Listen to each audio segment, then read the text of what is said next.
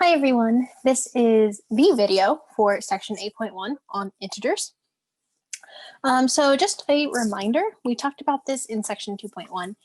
The integers are the set of whole numbers and their opposites. It's denoted by this double bar z. That's typically how I write it. And it's just all the negative whole numbers, 0, and all of the whole numbers. Equivalently, it's all the natural numbers and their negatives. So you notice that this is said in a slightly different way than how we said it in chapter 2. In chapter 2, we didn't say opposites, but opposite just means you change the sign of the number. So two numbers are opposites when they're the same distance from 0 on a number line. So this is something that we talk about all the time, right? If we're looking at a number line, we have 0, minus 1, 1, minus 2, 2. It's just that number with opposite sign. And that's why it's called opposite, where the opposite of 1 is -1, and the opposite of -1 is 1. So you just have opposite sign on that number. So yeah, we just have a little bit different phrasing when we talk about this here. One thing to note is that 0 is not positive or negative, because when you think about how we can formally define positive as everything that's on the right side of 0 on the number line is positive, and everything that's on the left side of 0 on the number line is negative. So if we have this dividing bar here above 0, we can use this to define when things are positive and negative. So that means that 0 is neither, right? It's not on the left of it or on the right of it on the number line. So therefore, we can think of 0 as being neither, right? Just like how whenever we talked about prime numbers, 1 was not prime because we used 1 to define what a prime number was, right? Remember that a prime number is a number that the only factors are 1 in itself. Well, that doesn't make a lot of sense when you talk about the number 1, because the only factors being 1 in itself, well, that one is already there as a factor. So if we use something to talk about the definition of a property, right? So a number has the property of being positive or negative with reference to how close, with reference to how it falls next to 0 on the number line. Similarly, a number is prime or composite, and depending on how it factors, excluding 1. So these things are just left out. Another thing to note, if you're teaching this to students, that reading -2 instead of -2 is -2 can be confusing to students because we have the operation of subtraction that is read as 3 minus 2. So minus really represents subtraction, whereas this subtraction sign or negative sign in front of 2 just really means -2. So it's the property of the number being positive or negative is different than the action or operation of subtraction. Yeah. So -2 should be read as -2. It's really common for us to say -2 just because colloquially this is what a lot of people say, but this abusive language can be really confusing for students if they're learning subtraction or negative numbers for the first time. One thing to note of this, an exception to using this language of a negative number would be in the case of negative, when the number's already negative itself. So if you have just the term -x, well, because x is a variable, you don't know if x is positive, negative, or 0. So -x just means the opposite. So it just means the opposite of the number x, and it could be positive or negative or 0 if x was 0 itself. That's another thing to note, is 0 is its own opposite. I'll write this up here. 0 is its own opposite. So 0 is its own opposite. It's not positive or negative, so that means that if you change the sign on it, nothing changes.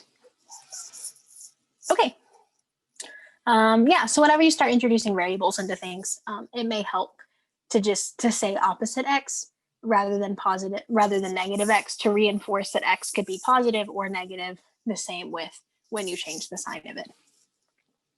Okay, so after the book talks about opposites and just basic definitions of integers, it also talks about comparing integers, which we're not going to talk about in this video. You just use a number line, as we all know how to do. But I wanted to talk about the absolute value right quick, because I don't know if people have seen this definition of it. So the absolute value of an integer is just the distance between the integer and 0 on a number line. And we can define it in this way, where if the number is negative, the absolute value is the opposite of that number, which becomes positive. And if the number is already positive or 0, then the absolute value is just that number itself. And so defining it in this way has the convention that the absolute value of a number is always going to be positive, but the number itself doesn't have to be. Yeah, so it's just the distance between the integer and 0 on a number line. And if it's been confusing to you why the absolute value is just positive, it's because we can't have negative distance. So we cannot have negative distance. So that's why the absolute value is positive, because it represents a distance. It's also why every number, distance, it's also why every number and its opposite have the same absolute value. Because as you see, as we drew this number line up here, that 1 and -1 are the same distance from 0 on the number line. And that's why they have the same absolute value. It's because the distance going here is the same as the distance going here, if you drew your number line correctly. Okay. So yeah, one thing to note is that it's less helpful if you think of absolute value as making something positive, especially when you get into a little bit more advanced math, where whenever you solve equations using absolute value, it can really confuse students if they have this ingrained idea that the absolute value is always just making something positive. It can really confuse students later on. So just always remember that absolute value is just distance from 0. And that's a much better way to think about it. And it's actually the way it's defined. So I don't know, we use these shortcuts a lot to think about things, but a lot of times when people take shortcuts in math, they do things in a way that's actually incorrect. And it can lead to problems later on. Okay. Also, one thing to note about the absolute value is how it plays in with the order of operations. So we talked about this back when we talked about the order of operations, that the absolute value bars are a grouping symbol, and they should be considered as such when considering the order of operations. And remember that the other grouping symbols, so we have absolute value, parentheses, brackets, those are not good, brackets, square brackets. Oh, the fraction bar was one. Well, did I have dots here? I think I had blanks. Where the fraction bar, I'm just going to put etc. So these, the absolute value x goes in the order of operations in the same way that parentheses would, where these dashes just represent blanks. I'm pretty sure that's how I denoted it before. Okay, and the last thing for this section is how, so there's some examples in the book about how to use integers in real life.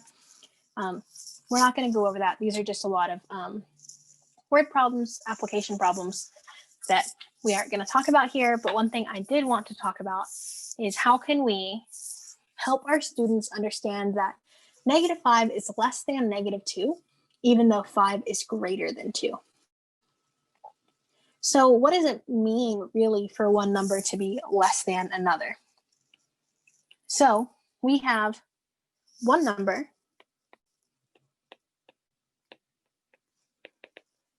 is less than another number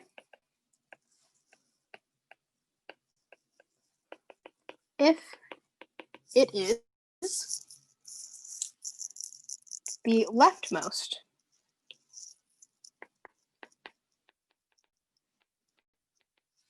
number on the number line, or it's the leftmost number of the two on the number line.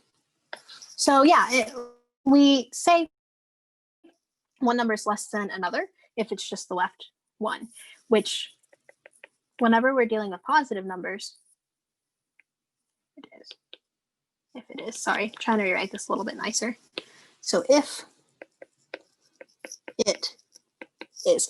Okay, so yeah, when we're dealing with positive numbers, one number is less than another if it's closer to 0. But that doesn't hold for negative numbers. So we define less than to be one number is less than another if it's just the leftmost of the two numbers on a number line.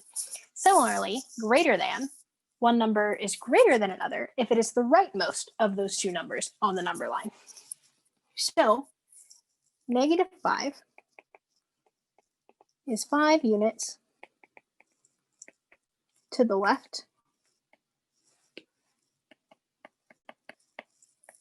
of 0, and -2 is 2 units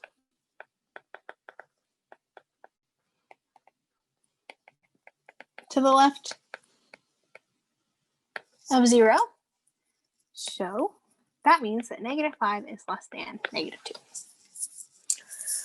Another way to kind of help some frequent examples or some common examples to help students kind of reconcile what it means for one number to compare negative numbers using greater than or less than is to think about money or elevation are really common examples.